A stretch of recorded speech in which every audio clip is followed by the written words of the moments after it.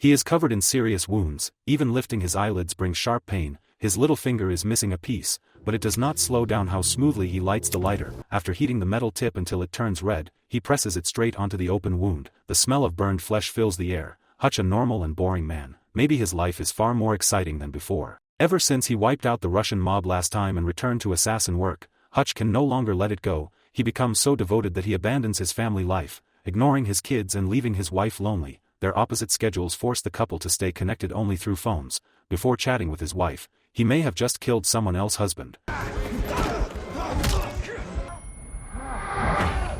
After finishing a job, Hutch sees a message from his wife Becca asking when he is coming home. Becca wanted to talk about how strange things have been lately. In the end, she deletes everything and changes it to love you. Hutch lets out a long breath of relief as if he realizes he is slowly killing his own life. His once closest daughter Sammy now treats him like air. When his son Brady gets hurt by a dirty foul in a match, he still has no time to care. His wife Becca keeps trying to be patient with him. Like the garbage truck he always misses, she is willing to wait one more time. But the collapse of the family is clearly visible. The only chance to fix things is to plan a family activity during the coming summer break. Hutch firmly promises his wife Becca that he will arrange everything, but it might be announced a little later. Today he still has one more job to finish. Becca wonders, how are you even busier than when you were a lawyer? But the words stop at her lips. He has likely broken similar promises many times before. Hutch sits waiting in the Grand Hotel lobby. He glances at his broken watch and the right person finally arrives. He puts up an out-of-service sign at the elevator and erases the target. After the job, Hutch hands the mission over to the barber and submits the data card. This job is far more complicated than the intel suggested. The barber is confused, saying this is just a small side quest at most. At first,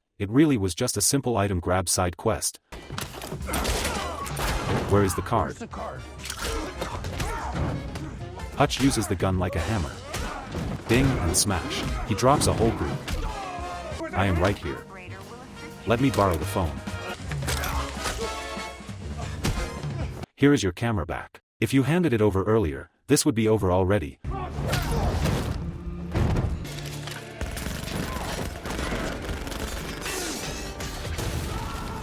A gang of street punks jump straight into the fight. Hutch pulls out a pack of 7 wolves and rips down an electric conduit, fusing it with his arm into a new weapon, offense and defense combined.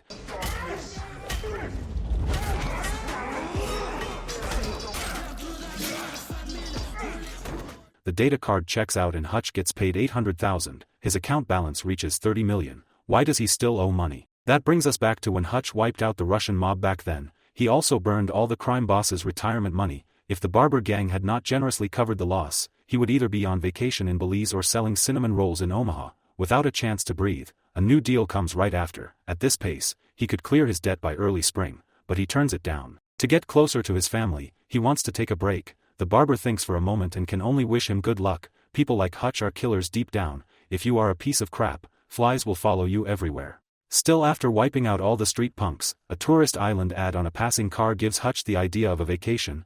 Wild times await this water. How is it? Yeah. The ad feels old and flashy. Is this place not closed down yet? The place has been checked. It is still running. Hotels, water park, amusement rides, everything is there. There is even a duck boat that looks like a military vehicle. Grandpa would love it. Once the kids hear Grandpa is coming, their excitement drops to zero. Hutch is about to persuade them when he notices the injury in his son's eyes. No matter what, the urgent thing now is getting the family together. Becca decides this is the place. When Hutch was a kid, the only vacation his dad ever took him on was right here. When life gets hard, you rely on happy memories to get through. He wants to show his family the views that once made him happy and create new memories together. The key point is Becca agrees with Hutch's idea. They will go to Plummerville. The old man who charms all the grandmas shows up with a pointy cigar in his mouth. Dad, put that out. Nobody wants secondhand smoke. On the road trip, Hutch looks at the warm happy mood, except for his son Brady. Everyone is full of excitement for the vacation. Soon, the family of 5 arrives in Plummerville and checks into their rooms. The old man insists on staying in the Hunter cabin, giving up the room so the 2 kids can sleep separately. Hutch even books a couple suite for him and Becca with a wild theme. Even if Becca cannot say she likes it, Hutch's care and effort still moves her. Just as the couple tries to get close, their daughter bursts in calling them to battle at the water park. But when the whole family arrives full of excitement at the ticket booth, they learn there was an accident inside and it will be closed for 24 hours. Hutch can only take the kids to eat hot dogs first. Memories suddenly flood back. He remembers his childhood when his dad took him and his brother Harry to eat hot dogs. The old man never looked at the kids, only the waitress, but he sits there smiling foolishly, lost in the moment. The sheriff sitting in the corner gets stared at until he is totally confused. He walks over without hesitation to warn him. Staring at law enforcement like that is not very polite. Hutch feels the sheriff has an arrogant vibe and is clearly provoking him. He holds back his anger, smiles, and takes the food back to his family. At the arcade, Hutch finally has time to ask his son Brady about the injury. Only then does he learn it came from a fight outside the match. The late concern does nothing except interrupt Brady fun. A strange little girl notices the man with perfect shooting aim. Brady shyly gives the prize tickets to the girls. This move sparks hatred from local kids their age. Max demands Brady apologize because the girl who took the tickets is his girlfriend. Brady refuses to back down and boldly tells him to get lost. Max asks back, "Do you know who I am?" The rule that locals always win is something even kids understand. Just as they try to leave, Max snatches the toy Sammy traded tickets for and rips its head right off. "How dare you touch my sister? What are you doing, punk? Causing trouble on my turf. Behave yourself." Hutch argues with reason defending his son Brady. Sadly he has no talent for words, so the fight turns physical. Thanks to Becca stopping him in time, the wild beast does not come out. The family quickly leaves the scene. The vacation just started and everyone is already full of anger. The toy Sammy worked so hard to trade for is now in pieces. Let it go. It is over. Brady, who did not start anything, feels deeply wronged, but Becca sees her husband suddenly stop and realizes the real concern right now is not their son. "What is it?" What? "I left my phone back there. I will be right back." "No, Hutch." "Hey, want to play hero?"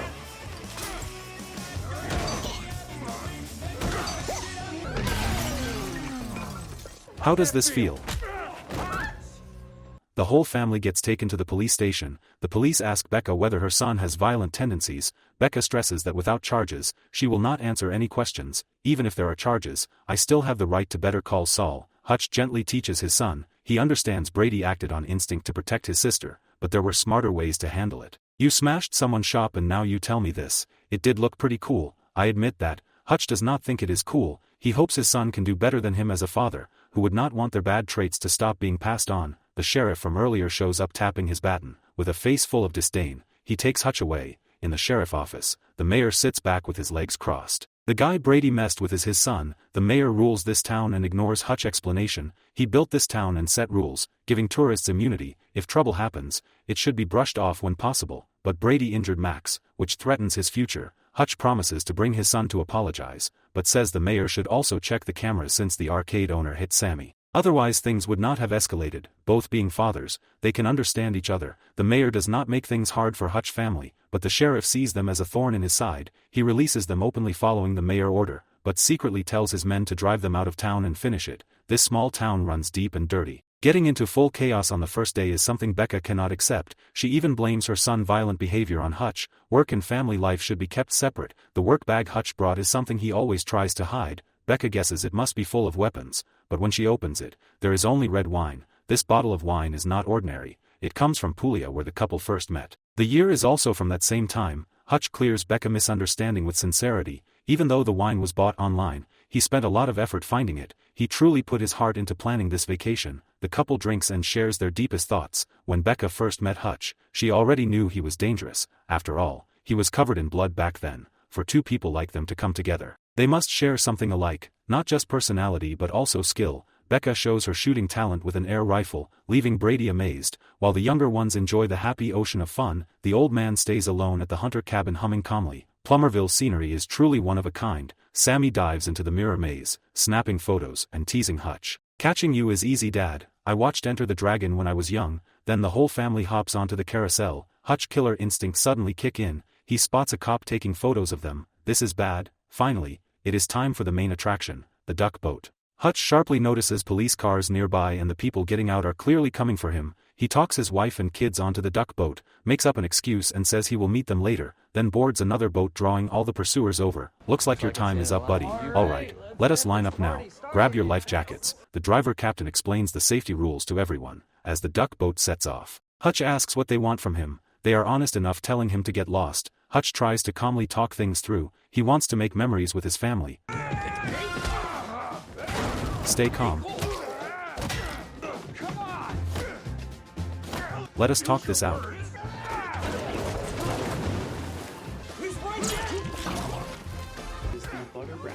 Oh, and speaking You are dead, you bastard.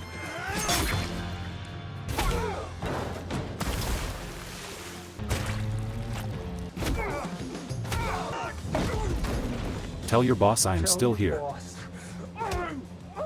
How is he supposed to explain to his family that part of his finger is gone? Saying he cheated at gambling and got it chopped off sounds better than the truth. Hutch has no one to vent to. A year-round working slave finally gets a rare break and it gets completely ruined. Hutch contacts his younger brother Harry, who just returned from studying in Osaka. They talk about their childhood memory place Plummerville. The happiest week of their lives was spent there. It was also the rare time they felt like a normal family, but the place is not as friendly as Hutch remembers. Harry explains it used to be an old trade route. It has been in use since the Prohibition era, otherwise why would their dad choose that place for the only family trip? Hutch suddenly understands. The old man was on a job back then. The police and the mayor worked together, holding up this important smuggling hub. It makes sense. They hate a drifter like Hutch, but inside the group, there are dark currents as well. The police look like the mayor lackeys, but the sheriff secretly disobeys orders with his own agenda. A lackey brings back bad news. His teeth were knocked out. Everyone involved is missing a few body parts. That person cannot be a tourist. While Hutch is missing, Sammy finds a wild wolf dog locked in a cage.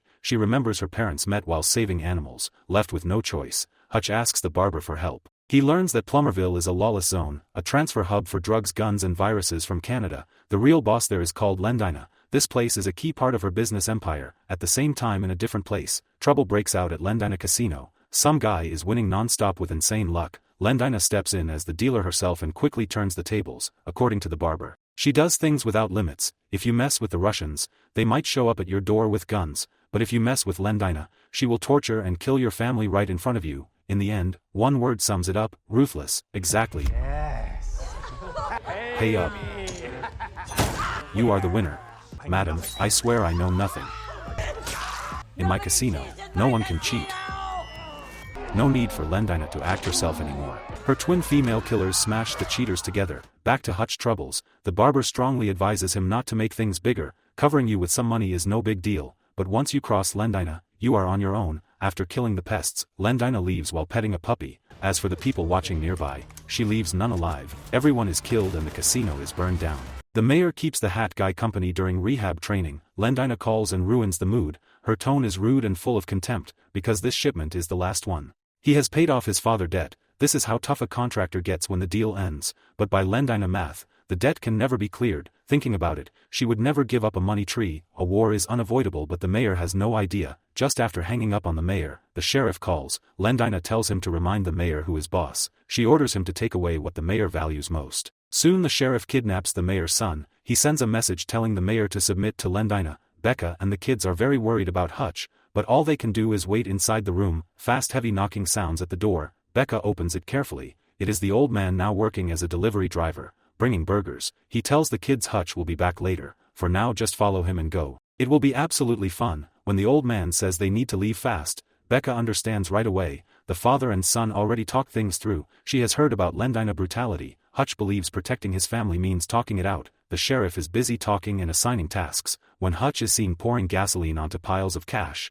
no one knows when he came in. Without a word, he lights the lighter. Once the fire catches, the whole warehouse of chemicals becomes bombs. Even if some lucky ones run out alive, they still cannot explain it to Lendina. Either way, they are dead, so they might as well talk terms. The sheriff asks Hutch what he wants. It sounds simple. He just wants a break. The sheriff laughs in anger. Ever since you showed up, you boosted the local medical economy. You could never be a stay-at-home family man. Now you say it is over, and just like that you expect it done. If you never came to stir trouble, things would have stayed fine. Talking the toughest words but doing the weakest things. Do not think I am scared. You will burn the money. I am just in a good mood today, so I spare your life. Get out now. This is also a kind of compromise by the one in power. A hard troublemaker backs down, so everyone saves face. With the sheriff word, Hutch leaves quietly. But of course luck turns bad. Just as he is about to leave, he hears car doors being smashed. The hat guy wriggles out of the van like a cocoon breaking. Seeing the kid begging for help, Hutch feels a pull of mercy. But gang trash killing each other has nothing to do with him. He should protect his whole family first. Yet as he steps out and drives away, his hero heart slams the brakes hard.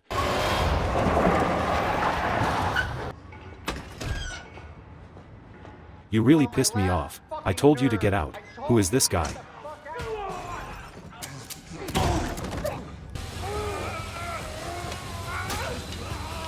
After the area is cleared, Hutch rescues the hat guy. The sheriff refuses to let it go. but his revolver suddenly jams. Hutch has no desire to cause more deaths, scaring him is enough. Damn it. I rule the world. Killing a few people does not really matter, burning their money and taking the goods too. The feud with Lendina is now fully set. When Lendina hears the news, she is stunned. My huge empire got wiped by a family man passing through. The sheriff calls Lendina asking her to send more people fast. That guy has not even checked out yet. Hutch brings the hat guy back to the hunter cabin to reunite with his family. Brady reaches out first and the two men make peace. Tonight he still cannot stay with everyone. There is one hard thing left to handle. Hutch once promised to keep danger outside, but now he has brought danger right to his family. His broken promise shatters Becca's heart. But the situation is already out of his control. Maybe leaving him this walking disaster is the only answer, but asking Becca to really leave Hutch is total nonsense. Husband and wife are bound together as one fate. If trouble comes then they face it head on. The mayor cannot reach his son and panics. Hutch comes in person to say the kid is safe, but he messes it up with his wording again. Your son is in my hands. You dare touch my son? Just try it. What do you mean by safe? That Lendina will not find him.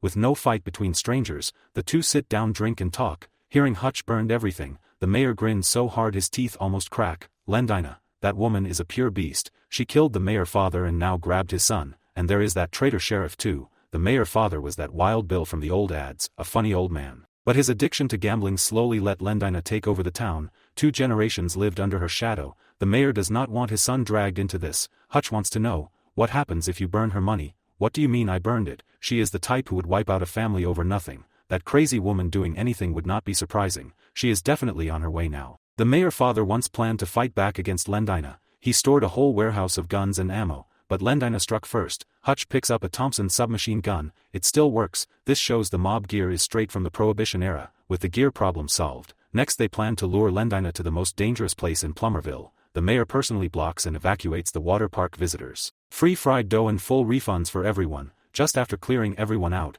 the mayor sees one person still sitting there. We quit this business long ago. Whose goods are these? Hutch's younger brother Harry arrives to help. The place feels much smaller than he remembers. That is what brothers are, for he senses something is wrong and rushes over. Now comes the most fun part. Time to do some hands-on crafting. Grandpa joins in to make up for missed father-son time. Hutch releases the dog and sends him away from the battlefield. Grenades tied to sledgehammers, a Gatling toy loaded with real bullets, rebar pipes hammered into sharp blades, detonators wired to bombs, landmines buried inside ball pits, backup weapons hidden at key spots waiting for the bad guys. During this, Harry flips through the old man's small notebook. Back then he ran a job and left the brothers at the hunter cabin for 2 days. They could only eat hot dogs and marshmallow sandwich cookies. That meal messed Harry's stomach and turned him into a vegetarian. The old man argues staying at the cabin was safe, relatively safe. Hutch wonders if the old man really cared about them. Like caring about what kind of people they would become, just like he hopes Brady becomes better than himself. The old man firmly believes his grandson can do it, because to him, Harry and Hutch are already better than he ever was. The front line does not need Harry.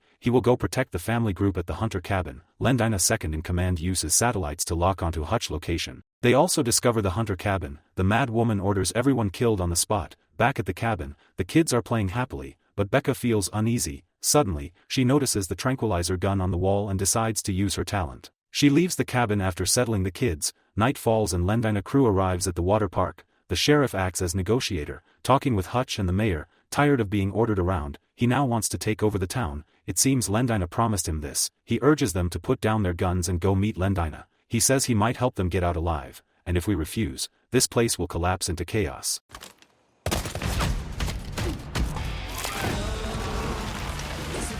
What is this?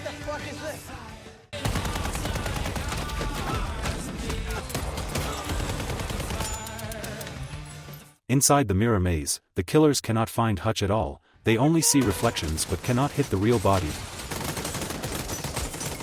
Hey guys.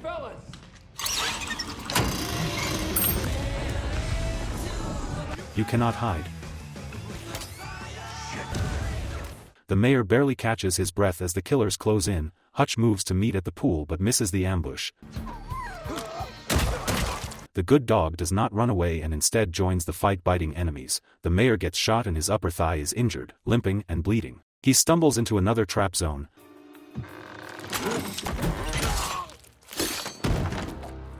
Hutch climbs to the high ground to fight back. He is chased right away and jumps into a slide.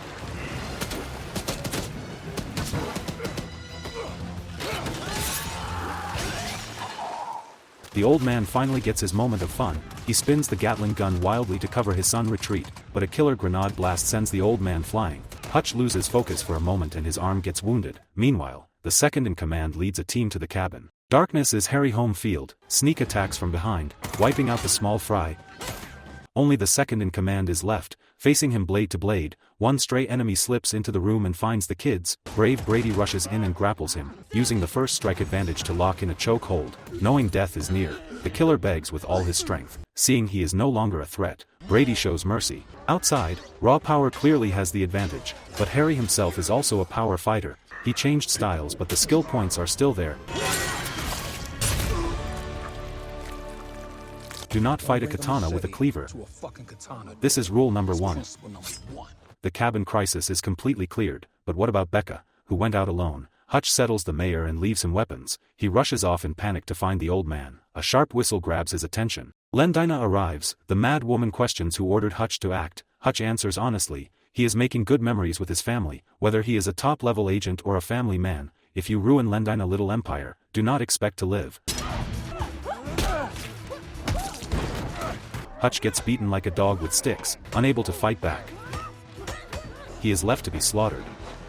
The old man slowly regains breath and wakes up, but he is still powerless. This knife of mine is not even coated with poison. Lendina plays with her butterfly knife, peeling Hutch like a potato. She wants to leave this nobody with nothing at all. Once she gets bored, she orders the twins to finish him.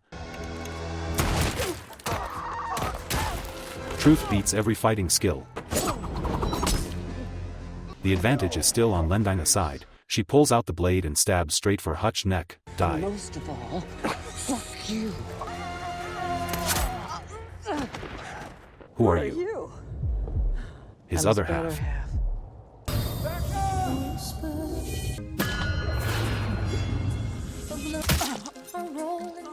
Do not mess with a mother bear with cubs. Fuck with a mama bear. Crazy gringo!